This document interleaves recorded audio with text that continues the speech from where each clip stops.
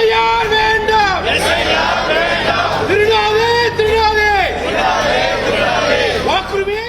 SIR special intensive revision, इसे समस्या कम कहें या फिर बिहार में आने वाले चुनाव का बड़ा मुद्दा, कुछ भी कह सकते हैं क्योंकि मुद्दा ये ज्यादा लग रहा है। मेरे साथ रजत मौजूद है। आज सुप्रीम कोर्ट में इसको लेकर सुनवाई हुई है। सुप्रीम कोर्ट के जज ने विपक्षी पार्टियों से या याचिकाकर्ता जो हैं इसके खिलाफ, उनसे क्या कुछ कहा है, क्या कुछ आज सुप्रीम कोर्ट में हुआ है, क्योंकि इस वक्त घमासान इसको लेकर भरपूर है।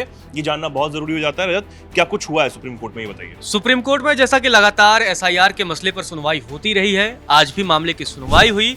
अब अगली सुनवाई 8 सितंबर को होगी, लेकिन उससे पहले आपको बता दें कि सुप्रीम कोर्ट में SIR के मुद्दे पर चुनाव आयोग की तरफ से जवाब दिया गया। चुनाव आयोग की तरफ से कहा गया कि जो राजनीतिक पार्टियां SIR प्रक्रिया पर लगातार सवाल उठा रही हैं, शोर मचा रही हैं, उन्होंने आयोग की टीम के सामने अब तक एक भी आपत्ति नहीं दर्ज कराई है। तो चुनाव आयोग ने ये बड़ी बातें कही हैं।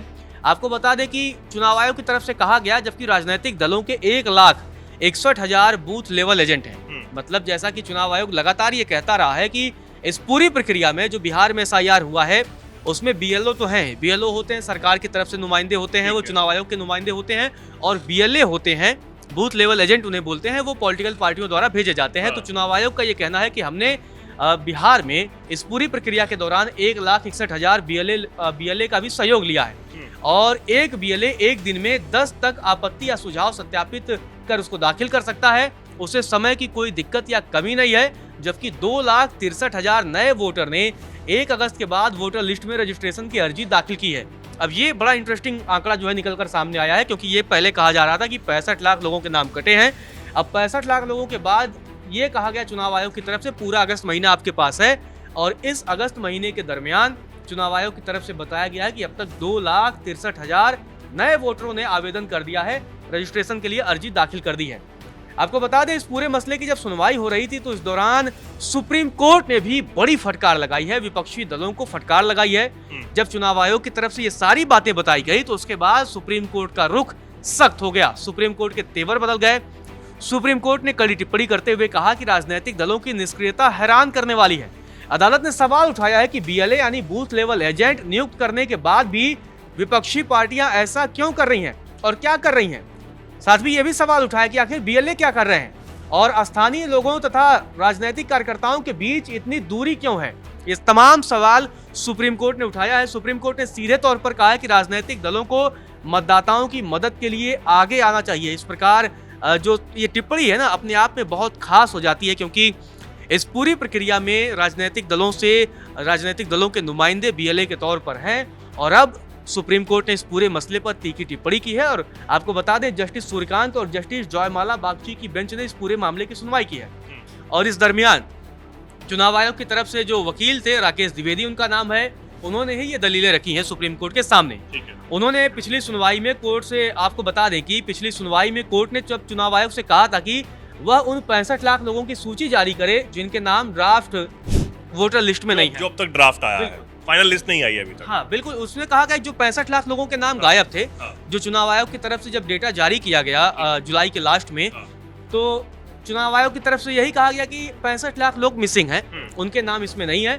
तो तब जाकर के, तब पिछली सुनवाई जब हुई थी, तब सुप्रीम कोर्ट की तरफ से कहा गया था आप उन 65 लाख लोगों के नाम जारी करें।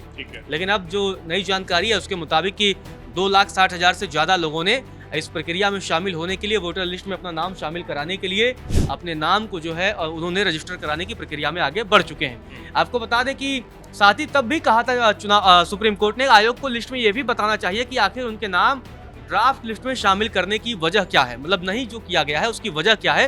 क्योंकि सुप्रीम कोर्ट लगातार ये सवाल विपक्षी दल जब उठा रहे थे तो सुप्रीम कोर्ट भी इस मसले को सुनता है और कहता है ठीक है, आपने जो भी बताया है, क्योंकि जब चुनाव आयोग का जवाब आया था, जब वो प्रेस रिलीज जारी की गई तो उसमें कहा गया था कि 36 लाख लोग मिसिंग हैं, 22 लाख लोगों का निधन हो गया है, लगभग 7, 7.5 या 8 लाखों की संख्या थी कि इनके 2 जगह से ज़्यादा नाम पाए गए हैं। तो ऐसे में सुप्रीम कोर्ट ने कहा ठीक है, आप इन सारे नामों को दीजिए और एक-एक वजह बताइए कि आखिर इनके नाम क्यों काटे गए हैं। इसी मसले पर जो आज सुनवाई हुई, उस सुनवाई की सबसे अहम कड़ी यही रही कि बीएलए को लेकर पूरा मसला था और सुप्रीम कोर्ट की तीखी टिप्पणी की राजनीतिक पार्टियां जिस तरीके से निष्क्रियता दिखा रही हैं, उन्हें मतदाताओं से और जल्दी जो है संपर्क स्थापित करना चाहिए। इसे लेकर सुप्रीम कोर्ट ने नाराजगी जताई।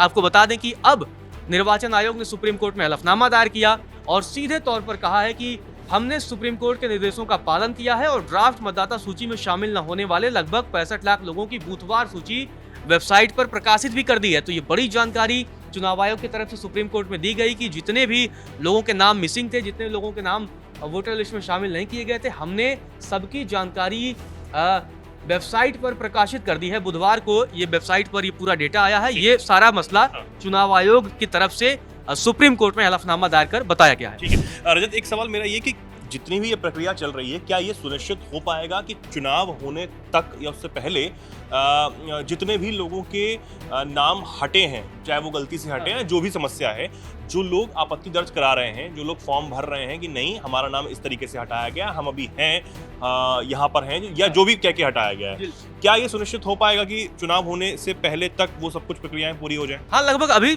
अभी जो मौजूदा स्थिति दिख रही है उसके मुताबिक तो संभव है, क्योंकि चुनाव आयोग की तरफ से जब ये पूरी एसआईआर की प्रक्रिया की गई, उसके बाद चुनाव आयोग ने एक प्राथमिक डेटा जारी किया जुलाई के लास्ट में।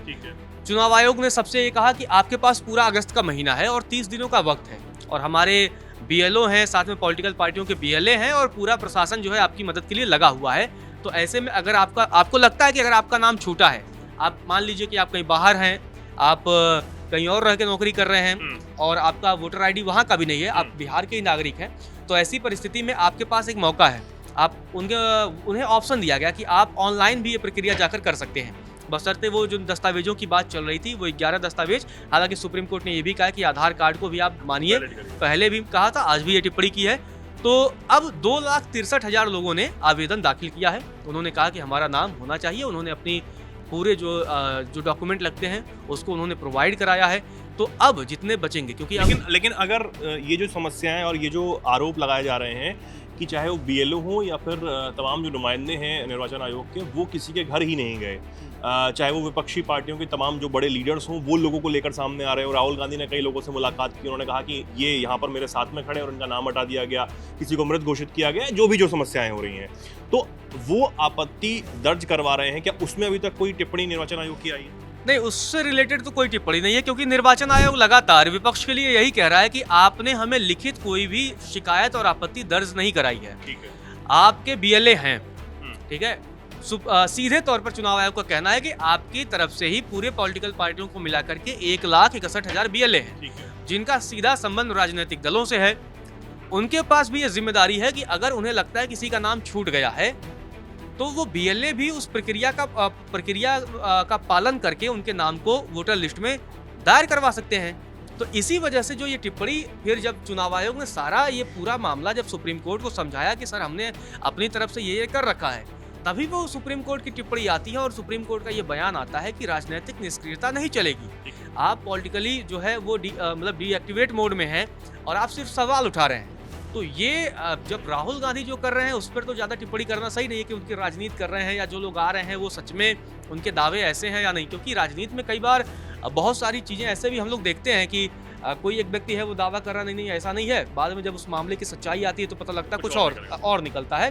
तो ये जानकारी जो है वो सुप्रीम कोर्ट की तरफ से दी गई है और सुप्रीम कोर्ट ने ये भी कहा है कि अगर आप लोगों का नाम छूटा है तो आप लोग आवेदन करिए और फॉर्म 6 के जरिए अपना दावा करिए और आपके दावों को हम जो है वो कंसीडर करेंगे, उसके बाद आपका नाम वोटर लिस्ट में हम शामिल करेंगे। ठीक है, तो ये जो पूरी प्रक्रिया है अभी एसआईआर पर चल रही है और टिप्पणियां सुप्रीम कोर्ट की तरफ से बेहद अहम यहाँ पर टिप्पणी आई है। हालांकि विपक्षी दल अभी भी उस बात पर अड़े हुए हैं कि वोट चोरी और जो तमाम और भी जो चीज़ें चल रही हैं वो आप खबरों के माध्यम से सुन रहे होंगे। लेकिन आज जो इस वीडियो में हमने बात करनी चाहिए वो ये थी कि सुप्रीम कोर्ट में आकर क्या हुआ है, सुप्रीम कोर्ट में जो कुछ चीज़ें चल रही हैं। एक और चीज़, अब अगली सुनवाई की भी तारीख तय की गई है सुप्रीम कोर्ट की तरफ से। 8 सितंबर को अगली सुनवाई है और उससे पहले ही पूरा लगभग फाइनल डेटा भी आ जाना चाहिए। अब हालांकि सुप्रीम कोर्ट ने ये होल्ड रखने के लिए उनको फाइनल डेटा बोला है या नहीं बोला है, अब ये देखना भी दिलचस्प होगा, क्योंकि अभी तक वो जानकारी सामने नहीं आई है।